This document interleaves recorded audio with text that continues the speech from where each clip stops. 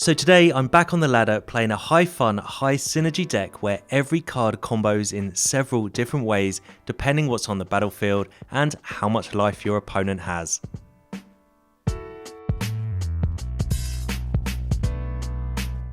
Hey everyone, Hex here, and today I've got a deck built around the roles from Wilds of Eldraine that I've been feeling very happy with in the current meta. As always though, if you haven't yet, go ahead and hit that like and subscribe button. It massively helps out, and needless to say, I really appreciate all the support you give this channel. But onto this deck, and we're going to be using roles to bargain, to drain, to boost our attacks, and to sacrifice, dealing with whatever threats we are facing. So let's start with the methods of us getting rolls in Spiteful Hexmage and Spellbook Vendor. The Hexmage is a 1-drop 3/2 that when it ETBs, you put a cursed roll on target creature. Cursed rolls give enchanted creature base power and toughness 1/1. Usually early on it has to target itself, but you may be able to target a creature already with a cursed roll, thus nullifying the effect, as you can only ever have one roll you controlled attached to any one creature, so in multiples the Hexmages are just pure value. The other creature is Spellbook Vendor. This is my current go-to white creature in the 2-drop slot in most decks. At the beginning of combat, this Vigilant 2/2 says pay 1 and attach a Sorcerer's roll to any creature. So this could replace any curse roll you may have put on your turn 1 Hexmage. The other way we have to get some rolls are with Lord Skitter's Blessing. It's an enchantment that when it ETBs, you create a wicked roll attached to a creature you control, but at the beginning of your draw step, you draw an additional card if you control any enchanted creature and you lose a life. I want to mention here two other amazing creatures we are running. One is Archon of the Wild Rose. It's a 4/4 flying Archon that says other creatures you control that are enchanted by auras you control have base power and toughness 4/4 and flying. As long as the Archon is played after any curse rolls are applied, the timestamp rules should counter the effect of the curse rolls and allow your creatures to attack as a 4/4. Correct me in the comments if I'm wrong with this assumption though. The other creature is Eriette of the Charmed Apple. She's a 2/4 human warlock for just 3 mana that says each creature that's enchanted by auras we control can't attack you or a planeswalker you control. Now that's pretty unuseful in our deck, but the rest of the card though says at the beginning of your end step, you drain X, where X is the number of auras you control. So this creature as a 2/4 is pretty annoying for our opponents to deal with. It gains us a lot of value throughout the game and acts as a great 3-drop in this deck. Our next synergy is with Braids. Braids lets you sacrifice a permanent each turn for 2 damage to your opponent, and you draw a card unless they sack a permanent of the same type. Clearly we want to be sacking our auras because our opponents don't usually have any other option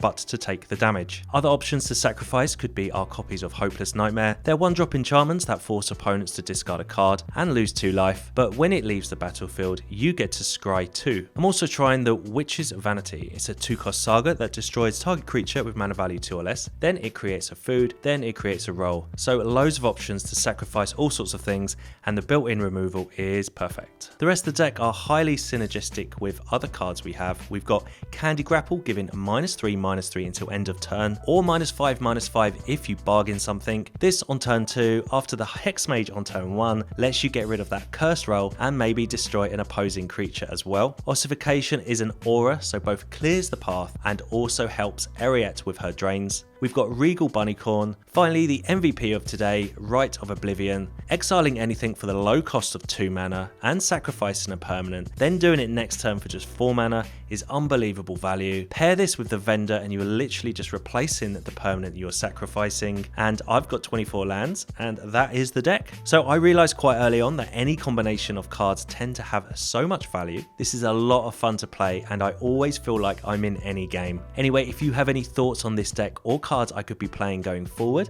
you can let me know in the comments below. Find me over on Twitter, and as always, thank you for watching. Alright, on the draw here with a really nice opening hand. A couple of 1-drops for us. And the Vendor can remove the enchantment that the Hexmage is going to have. So Hexmage is a 3/2, comes out with a cursed roll, making it a 1/1. But we've got plenty of ways to remove this enchantment. And opponent with the 2/2 from Virtue of Loyalty, Ardenvale Fealty. And we get to drop our rabbit, which is already a 3/3 on turn 2. Clearly, when we remove the enchantment on the Hexmage, the rabbit's power and toughness will go down, so it's something to always be wary about. The opponent makes another token, finds another land, and we draw another removal spell, which is really nice here. But I think the most mana efficient play here for us is to drop Braids pre-combat to boost our rabbit to a 4/4. And we will attack with that. Opponent takes it, and then we can use Braids to sacrifice the Cursed Roll, which is attached to the Hexmage. And suddenly that's a 3/2. So looking good for us here. The Vendor in our hand could have also removed the enchantment next turn. Opponent with an Adeline. Well, I'm glad we've got the Ossification available, and they're really buffing their token here with the Pollen Shield here. And we take 8, we go down all the way down to 11 here, but I think we're pretty good. Because we can just use our Ossification here on Adeline. This is once again going to power up our Rabbit. But I am also going to use the Witch's Vanity to get rid of this 2/2 so we can attack with all our creatures. And the Rabbit goes up to a 5/5. And suddenly this is looking extremely good for us here. Opponent goes all the way down to 3. So I think I'll just use Braids here to sacrifice our Saga, take the opponent down to 1, and they're pretty dead next turn. We have several different ways to kill them here. Hopeless Nightmare will do it just by making the opponent lose 2 life. We can attack the opponent, although they've got a load of blockers now. But I'm going to use Eriette of the Charmed Apple to win us the game. I guess Braids could even win us the game here. And Eriette's going to drain the opponent in our end step. And we have Ossification, which means that they take 1.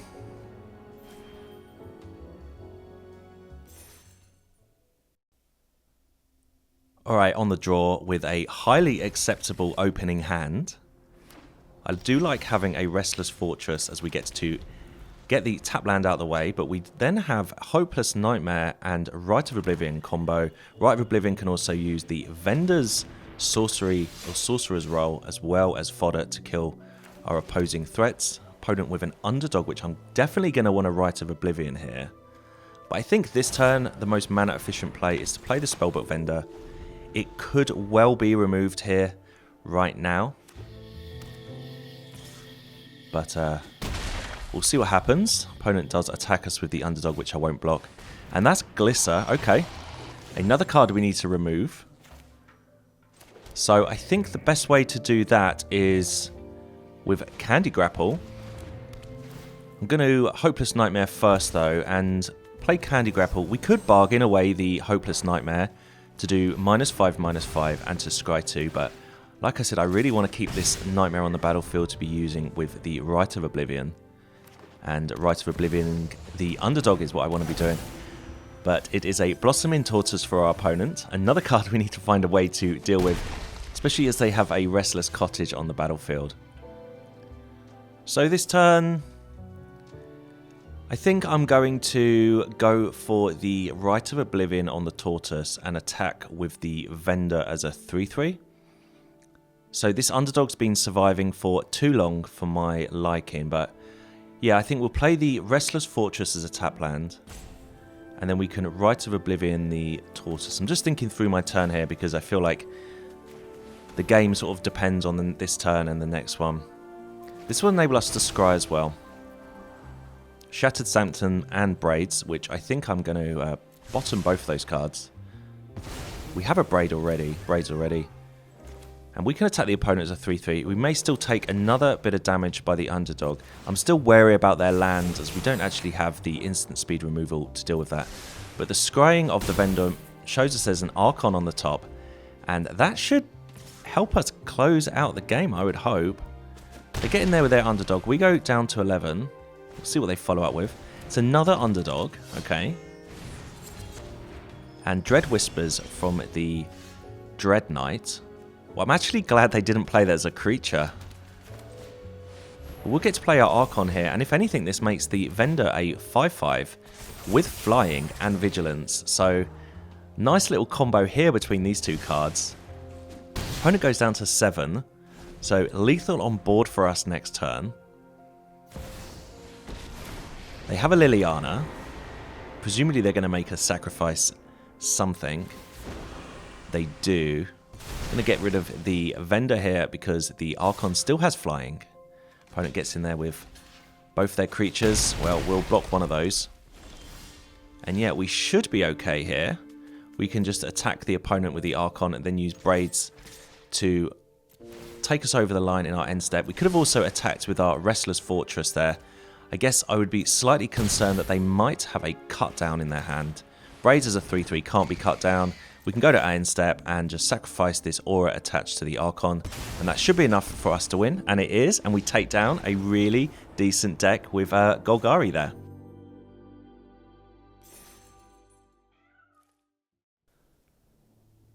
Alright, on the play here. Pretty medium hand for us. Turn 2 Regal Bunnicorn is not the best play, as it will only be a 1-1. Opponent with an island, and they say go. Well, we're going to have to play it, as we don't actually have any other permanents we want to be playing now. And there's a little bit of stick here, but it hits the battlefield as a 1-1. So, slowish kind of start for us, but opponent with a couple of islands. So if we're up against a mono blue tempo deck, I am interested to see how we get on here.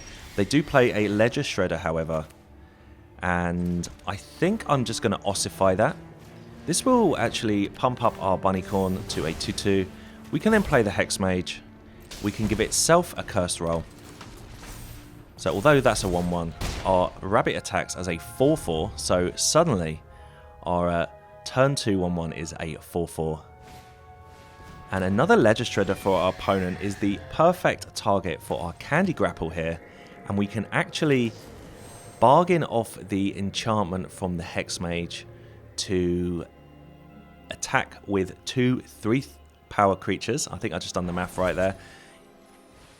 It's not always necessary to bargain, especially when you've got something like the bunny on the battlefield, as it lost some power, but we would have just done 5 damage without the bargaining there, so that was fine.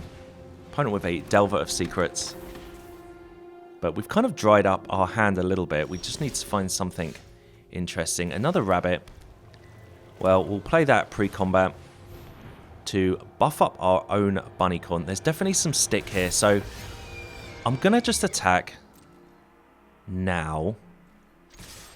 We may be losing a point of damage from the Rabbit by not playing Eriette, but if they had something like a Fading Hope, I would be keen to get our Rabbit or our Hexmage back onto the battlefield this turn and not Eriette. But we'll drop Eriette in our second main here. And this should drain the opponent for 1 as we have an ossification on the battlefield.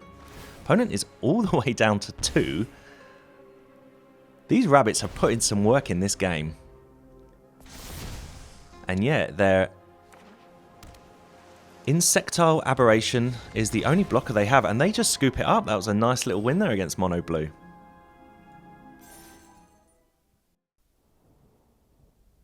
Alright, on the play here, couple of Hexmages. That's an odd looking hand, but we do have Rite of Oblivion, so that can be used to remove any cursed rolls we have. So we'll drop the first Hexmage. Comes down as a 3-2, then instantly turns to a 1-1. And opponent with a Golgari land. Okay, so we'll attack the opponent here for 1 and drop the other Hexmage. So there's an argument to be said that we could put the Cursed Roll on the other Hexmage to leave this one as a 3-2, but I'm actually going to leave it as a 1-1 here because we do have Rite of Oblivion, and if opponent plays a creature now, we can use the aura as fodder for our Rite of Oblivion, and they do play a Dread Knight.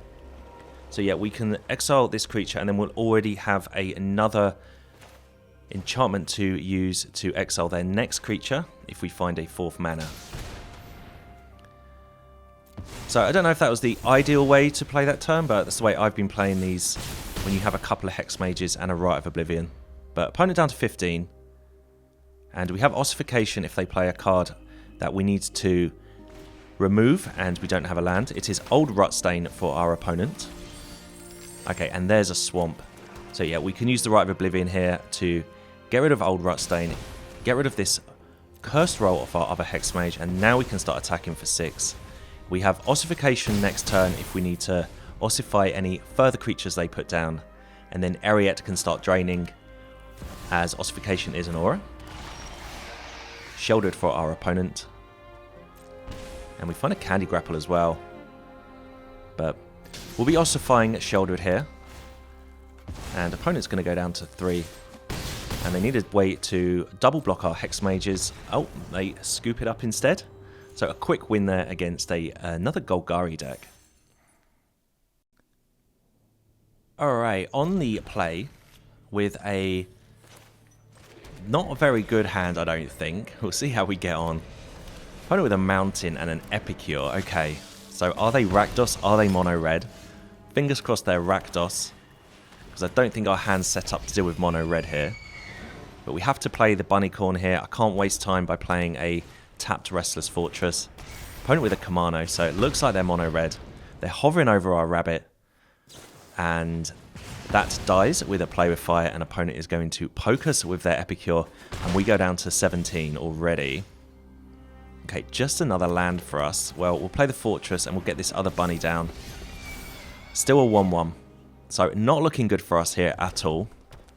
But interestingly, the first time I've actually played against mono red today. The other day I must have played against it every single game basically. But we go down to 12 and we just draw another land, so not great for us. But we can certainly not give up here. We'll ossify the Squee. It's too much value. That does actually boost our rabbit by an extra point, so it is a 2-2. Does block the creatures on the board, not the Kamano that the opponent now has. And it is a Swift Spear. It just keeps coming, doesn't it, against mono red. And a Lightning Strike on our rabbit. And they get in there.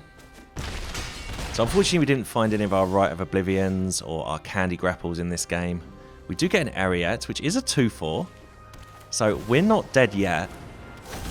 Play the untapped land there, which will enable us to use our Eiganjo. And another Kamano for our opponent. Okay, well, I'm not dying now this turn.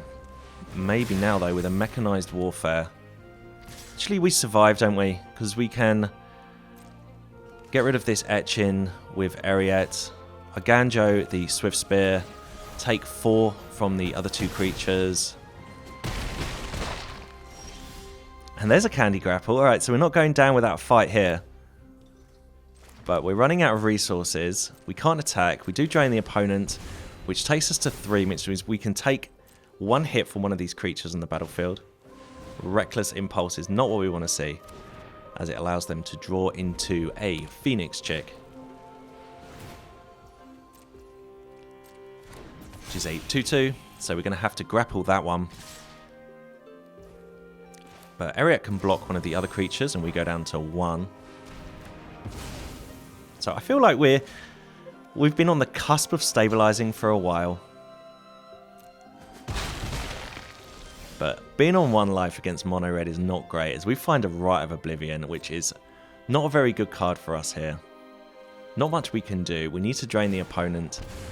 But we do have the Restless Fortress as a blocker, so we're still not dead yet. We can actually take care of both their creatures here if they attack with those 2. Oh, and it's just a play with fire off the top. They got that at the nick of time, because I think we could have started turning that game around, but no problems there in dying to mono red. Alright, on the draw. Keepable hand. Most of our hands are keepable, as we're quite a low mana curve. Just a couple of creatures in the 4 mana slot, but difficult to know until we know what we're playing up against, whether it's a good hand or not. Opponent with Naya colours. So I think I'll drop the Vendor here,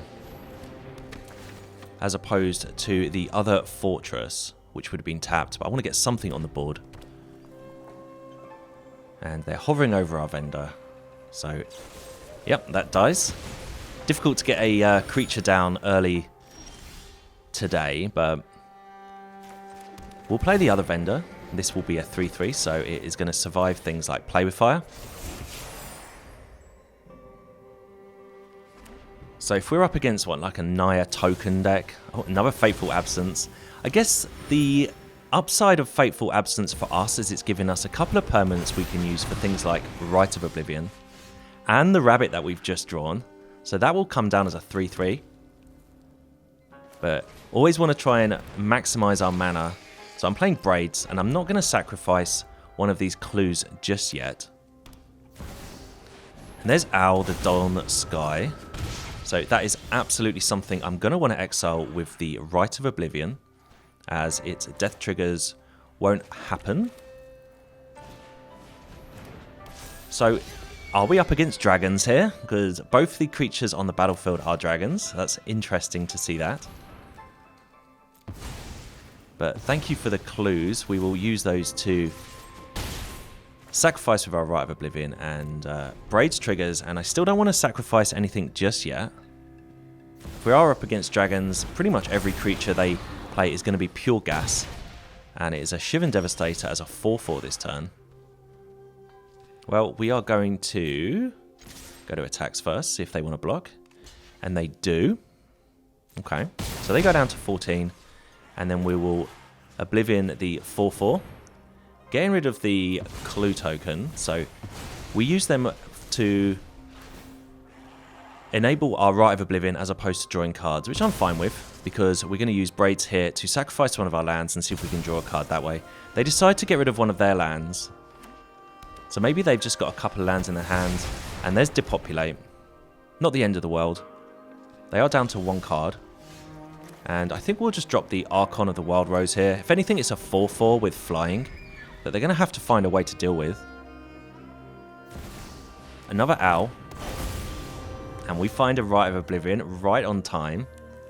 So I'm sorry, Braids, but we're going to be using you as our sacrificial lamb here with our Rite of Oblivion. But I'm going to try and close this game out as quick as possible before they start playing monstrous dragons that we can't deal with. But they are down to 10. And that is a Light Up the Night on our 4/4. We find a Hopeless Nightmare, which is brilliant because that will... we can use that with the Rite of Oblivion if they do play a big dragon. But in the meantime, we can get in there with our land.